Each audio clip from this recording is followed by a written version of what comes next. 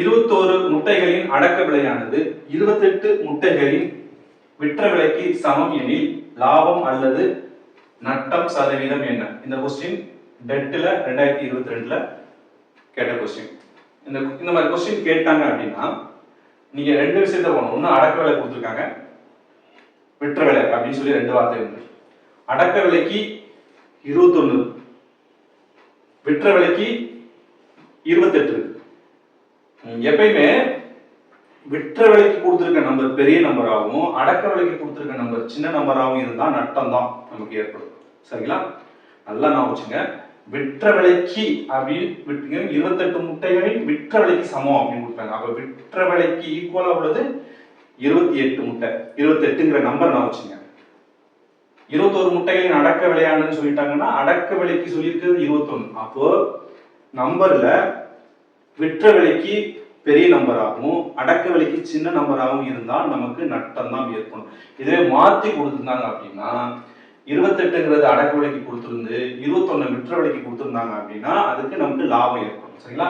ஏன் அப்படின்னா கொஸ்டின்ல பாருங்க, லாபம் அல்லது நட்டம் சதவீதம் என்னன்னு கேட்டுருக்காங்க. ஃபர்ஸ்ட் நமக்கு லாபமா நட்டமான்னு தெரியும். சரிங்களா? இப்போ இந்த கொஸ்டின்ல என்ன புரிஞ்சுக்கணும் அப்படின்னா அவர் வந்து 28 முட்டை விற்கிறார். சரிங்களா? அதை எதுக்கு ஈக்குவலா விற்கிறாரு அப்படின்னா 21 முட்டை வித்தா என்ன அமௌண்ட் கிடைக்குமோ அந்த அளவு தான், அந்த விலைக்கு தான் விற்கிறார். புரிஞ்சுக்கணும். 28 முட்டைய அவர் விற்கிறார் எடுத்துக்கிறது. சரிங்களா? சரி, அப்ப ஆனா 21 முட்டைய வித்தா என்ன விலை கிடைக்குமோ அந்த விலை தான் அவருக்கு கிடைக்குது. அப்போ 7 முட்டை எக்ஸ்ட்ரா உள்ள அந்த 7 முட்டை அவருக்கு விலை கிடைக்கல. அப்ப 7 முட்டை வந்து அவர் நட்டம். அப்போ நட்ட சதவீதம். சரிங்களா? நான் நட்ட சதவீதம் எழுதுறேன். அப்போ அவர் விற்கிறதுக்கு எடுத்துக்கிட்ட முட்டை 28 முட்டை. எத்தனை முட்டை நட்டம்? 7 முட்டை. அப்ப எத்தனை சதவீதம்? சரிங்களா? 1 7 7 4 7 28. சரிங்களா? 1 4 4 100ல வந்து 25 4. சரிங்களா? அப்போ மேல இருக்கிறது 25 மட்டும்தான். அப்போ 25% நட்டம். நட்டம் நான் இங்க எழுதல, 25% நட்டம். சரிங்களா? டெட்ல 2022ல கேட்ட கொஸ்டின். டக்குன்னு நம்ம ஆன்சர் கண்டுபிடிச்சு. இதுவே மாத்தி கொடுத்துருக்காங்கன்னு வச்சுங்க. அதாவது 28 முட்டைகளின் அடக்க விலையானது 21 முட்டைகளின் விற்ற விலைக்கு சமவெளியில் லாபம் அல்லது நட்ட சதவீதம் என்ன அப்படின்னு கேட்கிறாங்க. நான் முதல்ல சொன்ன மாதிரி சொல்லிட்டேன். அடக்க விலைக்கு உள்ளது பெரிய நம்பராகவும் விற்ற விலைக்கு சின்ன நம்பராகவும் இருந்தா நமக்கு லாபம் ஏற்படும். சரிங்களா?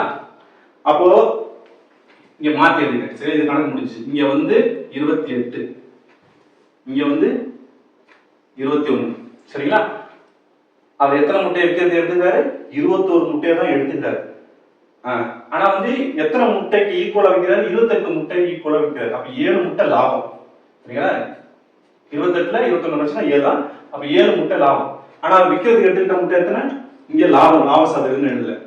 எடுத்துக்கிட்ட முட்டை வந்து 21. எத்தனை முட்டை லாபம்?